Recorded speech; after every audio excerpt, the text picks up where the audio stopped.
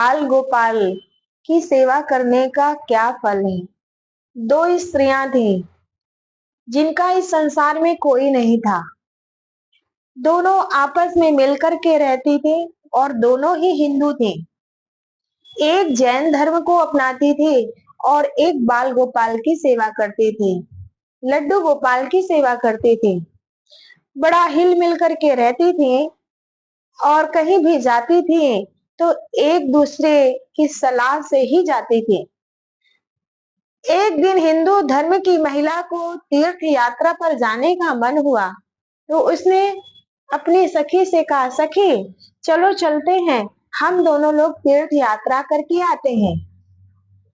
जैन धर्म की महिला ने कहा, सखी मेरे पैरों में बड़ी पीड़ा रहती है, इसलिए मैं नहीं जाऊंगी। अगर मैं तुम्हारे साथ जाती हूँ तो तुम्हें भी तकलीफ होगी, मेरी वजह से तुम्हें भी पीड़ा उठानी पड़ेगी, इसलिए मैं तुम्हारे साथ नहीं जाऊंगी, मैं यहीं रहूंगी। हिंदू धर्म की महिला ने कहा, ठीक है सखी, कोई बात नहीं, पर मैं तुम्हें एक सेवा सौंप कर जाती हूँ। कहा, क्या? ये जो हमारे बाल गोपाल हैं इनकी खूब सेवा करना, जब तक मैं ना आऊं तब तक इनकी मन से सेवा करना, क्योंकि ये जीवंत बाल गोपाल हैं। पहले इन्हें शयन कराना, उठाना, स्नान कराना, श्रृंगार करना और भोग लगाना, लाड़ लगाना, इस प्रकार इनकी सेवा करना। कहा, ठीक है सखी, मैं ऐसा ही करूंगी। और हिंदू धर्म की महिला तीर्थ यात्रा पर चली जाती।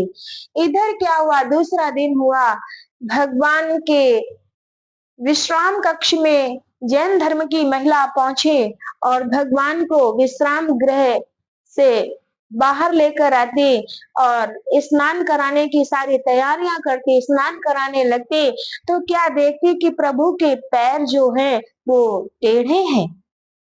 देखकर दुखी हो गए, लगता है मेरे से कोई सेवा में अपराध हो गया है, इसीलिए बाल कन्हैया लाल मुझसे रूठ गए हैं और मेरे अपराध के कारण ही प्रभु ने अपने पैर टेढ़े कर लिए हैं। दुखी महिला बड़े प्रयास करने लगी कि बाल गोपाल के पैर सीधे हो जाएं। क्या करूं, क्या करूं? तब तक मन में एक उपाय आया और जाती तेल लेकर आती और बाल गोपाल के पैरों में खूब तेल लगाती, खूब सेवा करती, मालिश करती। दिन प्रतिदिन उसकी सेवा बढ़ती ही रही, जब तक प्रभु के पैर सीधे नहीं हो जाएंगे मैं मालिश करना बंद नहीं करूंगी। भगवान भी सेवा देखते देखते इतने खुश हो गए कि ये जो महिला है मेरी दिन प्रतिदिन इतनी सेवा करती है कि जब तक इन पैर सीधे नहीं हो जाएंगे मैं अपनी सेवा बंद नहीं करूंगी। उसकी सेवा से बाल गोपाल रीझ गए और उस पर कृपा करने के लिए अपने पैर सीधे कर लिए। जब वो महिला फिर दूसरे दिन विश्राम कक्ष में पहुंचती, विश्राम से प्रभु को उठाती और स्नान कराती। अब जब स्नान कराती तो देखती कि प्रभु के जो पैर हैं जो टेढ़े थे सीधे हो गए, क्योंकि उसने पहले कभी बाल गोपाल का श्री विग्रह देखा ही नहीं था। उससे ज्ञात ही नहीं था कि प्रभु के पैर टेढ़े हैं, टेढ़े ही हैं, ऐसे ही रहते हैं। आज प्रभु के पैर सीधे देख करके खुश हो गई, निहाल हो गई, मन गदगद हो गया।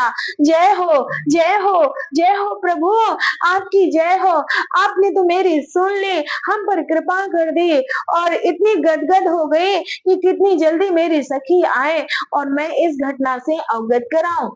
तब तक उसकी सखी की भी यात्रा पूरी हो गई और अपने घर पहुंची। जैसे घर पहुंची तो जैन धर्म की महिला ने इस घटना से अवगत कराया। जब उसने सुना कि मेरे गोपाल ने पैर सीधे कर लिए तो वो भी खुश हो गई और कहने लगी, सखी मेरे बाल गोपाल का श्री विग्रह तो ऐसा ही है, वो तुमने पहले आज से पहले कभी देखा नहीं था, इसलिए तुम्हें ज्ञात नहीं था, पर तुम पर कृपा करने के लिए, तुम्हारी सेवा का फल देने के लिए प्रभु ने अपने पैर सीधे कर लिए। जो प्रभु की सेवा करता है भगवान उस पर कृपा अवश्य करते हैं, अवश्य करते हैं। उनकी कृपा की सानी नहीं है, उनकी कृपा की कोई पराकाष्ठा नहीं है। जय हो बाल कन्हैया लाल की जय हो, कृष्ण कन्हैया लाल की जय हो।